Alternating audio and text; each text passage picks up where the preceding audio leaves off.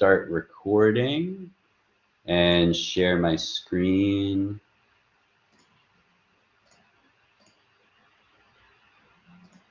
And I'm gonna mute again because I'm hearing some noise. Okay, so I'll post the video here, you know, once it is done. But we're, you know, obviously recording it right now. So I'm just gonna go to this notes section. You guys can follow along here if you like. I'm gonna go into my little slides mode and get started. So we're talking about character design this week. I'm going to go over a few basic principles. There's really two main things to talk about with character design, so we'll talk about that, and then I have some links at the bottom as usual for like some different examples and resources to check out. So this is Pac-Man. You guys have seen Pac-Man. The two things that are very obvious about Pac-Man, well, actually, I guess that's the next slide. Whoops. Okay, so yeah, let's go back to here. I should have put this slide after this. So the main character in the game has two basic functions. One is that we need an avatar that we can control in the game, so we understand like our position in the game world and we identify with the character in the game world. So we'll talk about this concept of like identifying with the character a little bit more later in the semester. And this is something that the Scott McCloud essay, the Understanding Comics, also talks a lot about, is how we identify with these like simplified characters in games or in comics or in anime is another genre where you see that a lot, where you have characters that have really simplified features that allow us to identify more easily with that character. And so that puts us into the game world. The other thing that a main character, the art, should do is identify the functionality or indicate the functionality of that character. And so I used Pac-Man as an example. The color makes Pac-Man stand out. So you can kind of tell just from looking at this image that the yellow is much brighter than the other colors in the game. And that's a very, like, you know, that choice is done very much on purpose. The yellow color is both the red and green put together. None of the other characters have that level of color saturation. So the yellow stands out a lot more from the background and the rest of the game. So it's very easy to identify where we are in the game when we're playing Pac-Man, even though it's very simple. The other thing is that he's basically just like a big mouth. And in Pac-Man, in order to beat a level and ultimately to like advance through the game, you have to eat all of the dots in the level. So the main thing that Pac-Man does, besides like hiding and avoiding the ghosts in the game, is eating all the dots. So the character itself really is just a big yellow mouth, which you know, sort of accomplishes both of those functions. It makes it easy for us to identify where we are in the game. And it also makes it very clear like what the role of our character is to do. It's to just eat stuff. So it's a very good, simple example of how, you know, how to do character design. Mario is a little bit different. He has a little bit, there's still like a kind of like low amount of data, right? We only have 1, 2, 3 total colors. And it's probably like 64 by 64, maybe even 32 by 32 pixels, because you know, the system that it was built for only had a certain number of colors and it only had a certain amount of space on the computer to save all the artwork. But they were still able to add these details like the hat and the mustache and the overall, so these kind of like unique, sort of like funny things to distinguish the character from the rest of the world.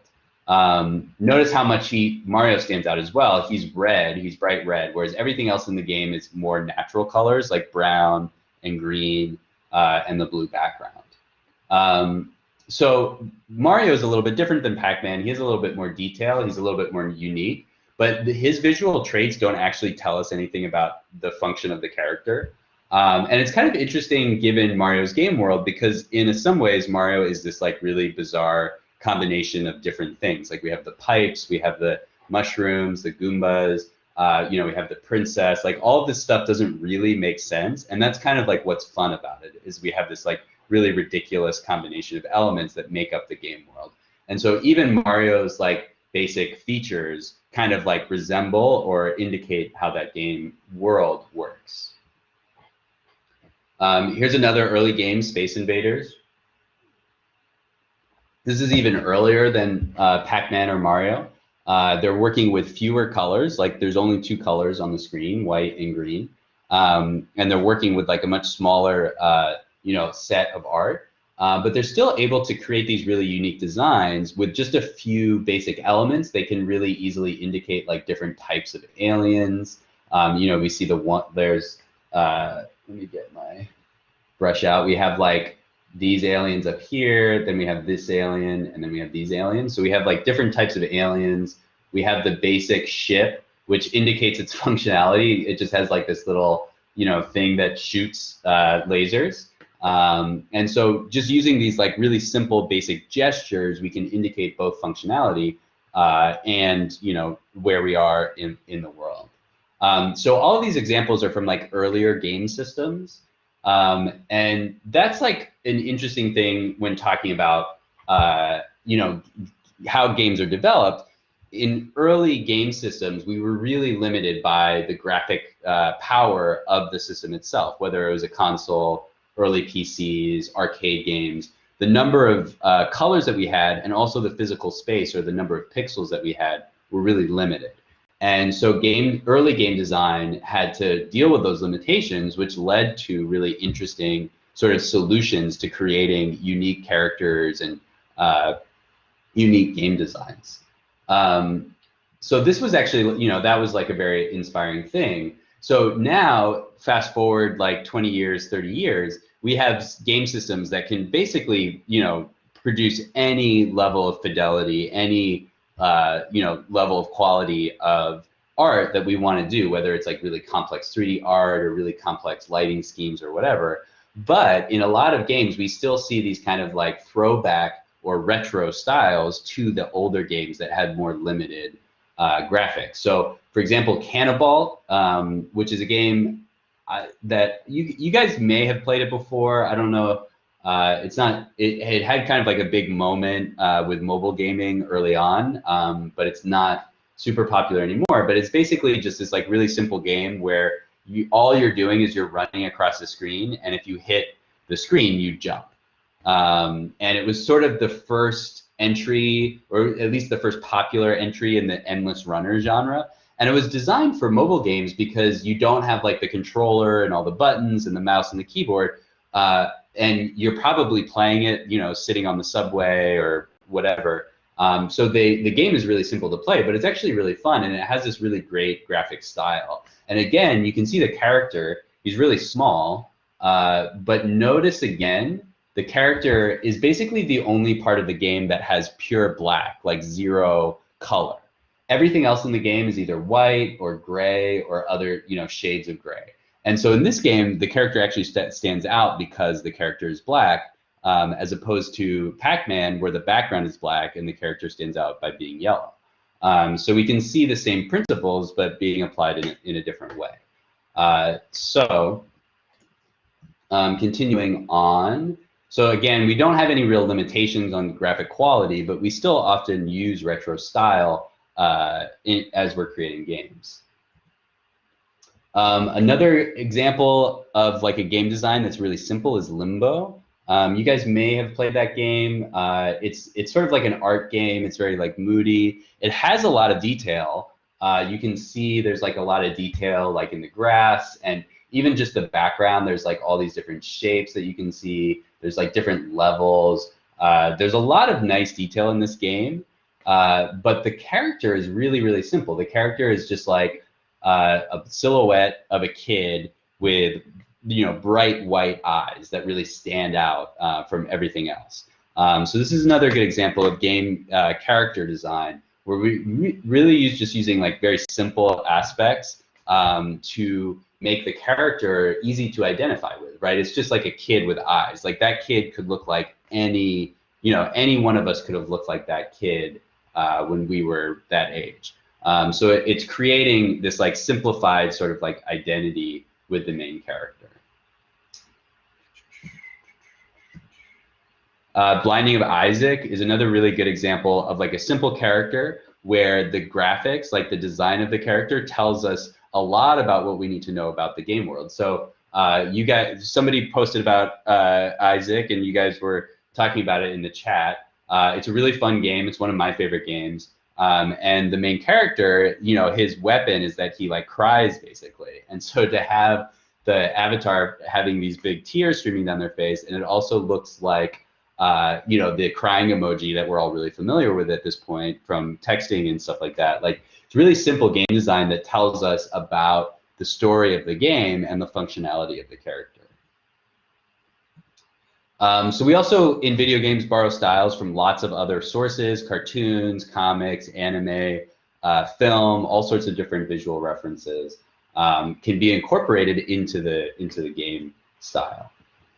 So this is a panel from the reading on understanding comics, and basically he shows here the transition from realism to icon. So on the left side over here, this is like full realism, where you have like a photograph, and this is a reproduction of a photograph. And then we slowly move to like, this is maybe like kind of like a gritty noir style comic book, so like a little bit more realism. Then to this like more like kind of like superhero style comic book, so it's sort of in the middle. There's a bit of realism, but it's also a little bit more cartoony. Then we have like our kind of like default comic book guy, where he has some personality. Like, it's definitely, not everybody, but there's very simplified detail. And then all the way on the right, we have the cartoon or the icon, which literally could symbolize any person who has eyes and a mouth. So the most simplified version of that character. And so part of thinking about our game design is thinking about where do we want to fit on this sort of scale or this spectrum of realism to iconography, and how does that play into the game that we're creating? And sometimes, if you're creating like a really realistic game, you might be approaching more sort of like serious themes or something like that.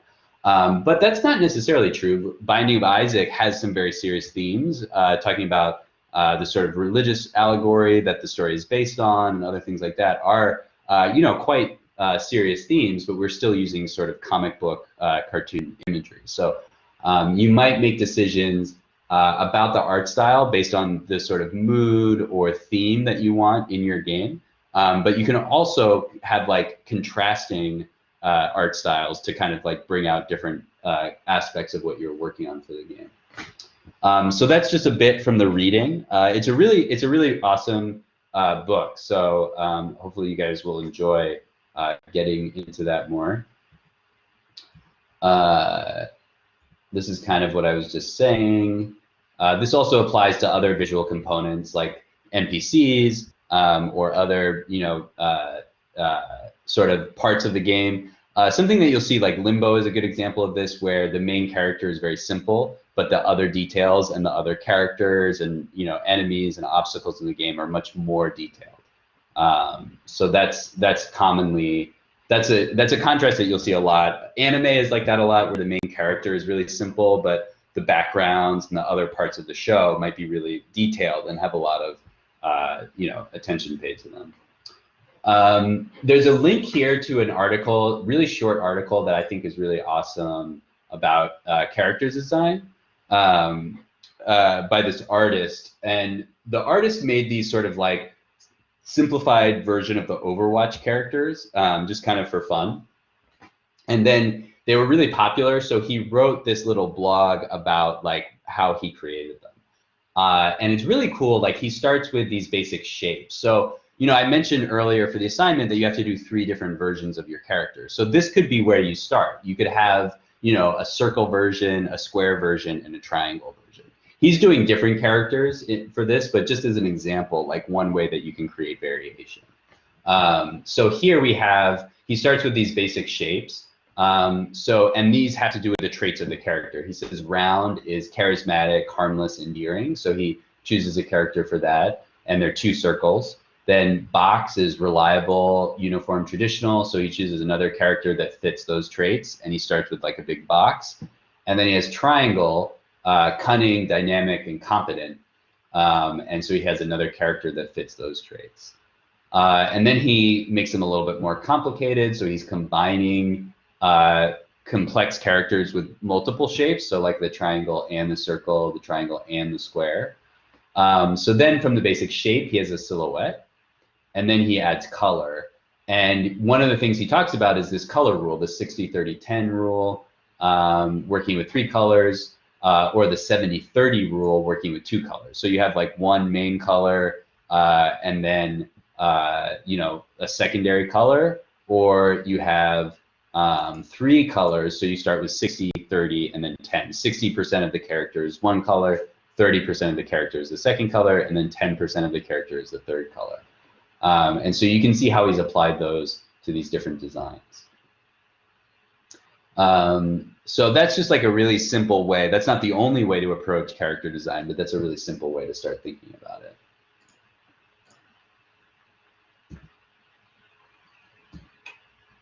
So like we saw in that project, and like I was talking about with the character designs, is this idea of iteration or an iterative process. Iteration is basically like a big word that means repetition. So doing something multiple times, but adding variation. So repetition is just doing the same thing over and over. Iteration or iterative process is adding variation each time you do something. So you might start with a simple character design that's a circle, and then you add 2 triangles, and then you add, you know, the more detail. And then the next time you try the character, you start with a square, and then add the next parts, and see what's the difference. Does the circle look better? Does the circle capture what I'm trying to do, or is the square better? So iteration or an iterative process is really important for design. It's the way that we know that we've like explored all of the possibilities and that we have the best, you know, expression for what we're looking for. So that's kind of what I want to reinforce with the assignment is you don't just like draw a character and say, there's my character, I'm done. We have to do a process where we try different versions, and that's the way that we can really, you know, find the best version of our character. Christine. Is it okay if we share more than 3 versions that we've come up with, or should we limit it to 3 main designs? Yeah, definitely. I'm always in favor of doing more. So if you have more stuff that you want to share, I'm happy to look at it. I think with the animations, well, no, if you want to make more stuff, more than 3, just go for it. That's totally cool. Okay, and then I just had also another question. When you say like 3 different designs, do you mean like big fixes, like sorry, big changes, or like we could do something as small as like just changing the colors of their outfits? Yeah, I think it shouldn't be like 3 completely different characters. Okay. I think thinking about like the different shapes or different colors or other things is a good idea. You know, you don't want to start like completely from scratch. Like if you have an idea for a character, you want to try, you know, what does it look like as a triangle or as a square or as a circle? What does it look like as blue or green or purple or whatever? Any of these types of variations are fine. If it looks like you just like copied and pasted the same character and changed the color, I might say that's not enough. But it doesn't have to be like completely redone from scratch. Okay, thank you. Okay, so you guys were kind of already asking about this, but I just want to talk about it more. So when we're talking about making game art, there isn't one specific right way to make game art, but you know, we're going to be using the Piskel editor, and or at least I am in class, and kind of going over how to use it. The thing that we have to work with is that the formatting. Okay, so you don't have to make pixel art. I encourage you to use the tools that you feel comfortable with, but eventually this art is going to have to go into the game, and for that to work, there's a lot of different ways to do it, and there's a lot of different variation. But to keep things simple, like most of the game that we're going to be building, I'm going to be giving you guys like, here's a script to add, and then you're going to be putting it in your art and like tweaking things and changing things. And so to make it simple, we need to all be kind of working with the same format. So I'll be going over what those are in a bit more detail on Thursday with the sort of more demo type lecture, that video. But just keep that in mind if you decide I want to use Sprite or I want to use Illustrator or I want to use like some crazy thing that we've never heard of, you are ultimately still going to have to create assets that are PNG format and are sprite sheets and kind of like fit in into the games that we're making. So we'll discuss those formats more. So I have a few resources. I have a link to that same article that I just talked about. I guess I don't really have to repeat that. I have a video about designing a character. This is actually done in Photoshop. So if you like Photoshop, you'll see them working in Photoshop. But the thing that I like about this is just the description of the process, and you can see this artist trying all these different ideas as they develop this character. And so this is a really good example of the process that you might go through coming up with a character design. So that's a good video to watch. There's a tutorial series on Piskel, which will help you guys get started. And I'll go into like I'll have a video that kind of talks about like the specific things that you have to do to export your art. I'm not going to go over all the basics just because there's lots of tutorials on YouTube that do that. And this is actually a whole, I think I have the wrong, I have a link to the whole playlist for this video series. So you can see there's like 9 videos kind of going over all of the basics for Piskel. And then I have, this is like a longer article with more examples that kind of talks a lot about the same sort of concepts that I covered in the notes. So that's another good article to get some background on. All right, so any questions before we move on from this part?